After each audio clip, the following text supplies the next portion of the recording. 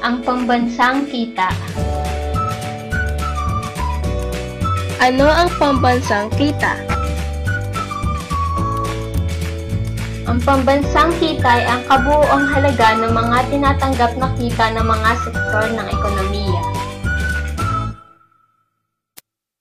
Ang pagsukat ng pambansang kita.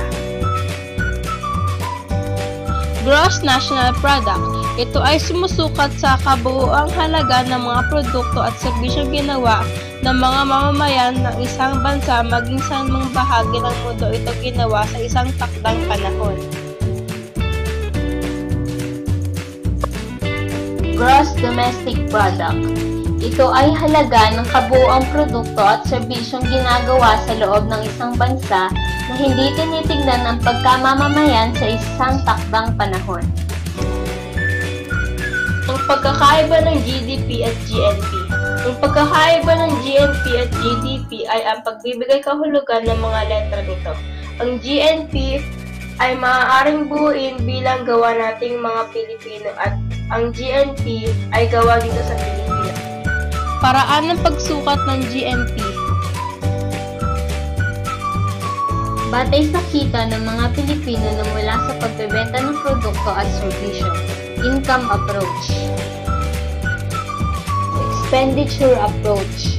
Batay sa halagang ginagastos sa paglikha ng produkto or serbisyo. Net factor income from abroad.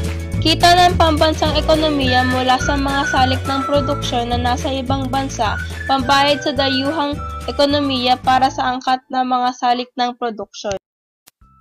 Net factor income from abroad. Inflow.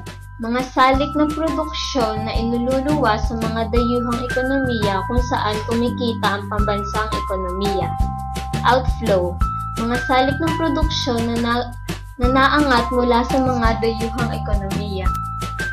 Anong sangay ng pamahalaan ang nagsusuri ng pambansang kita? Ang National Economic Development Authority, NEDA, ay ang opisyal na tagalabas ng tala ng pambansang kita.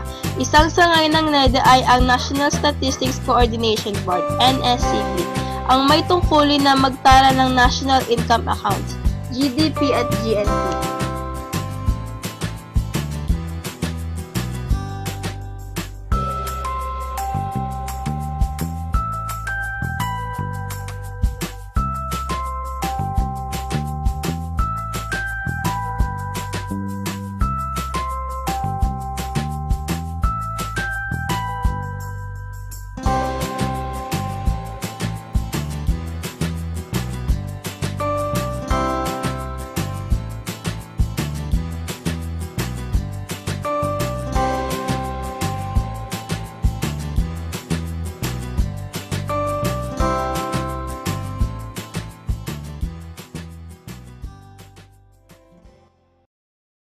Created using Powtoon.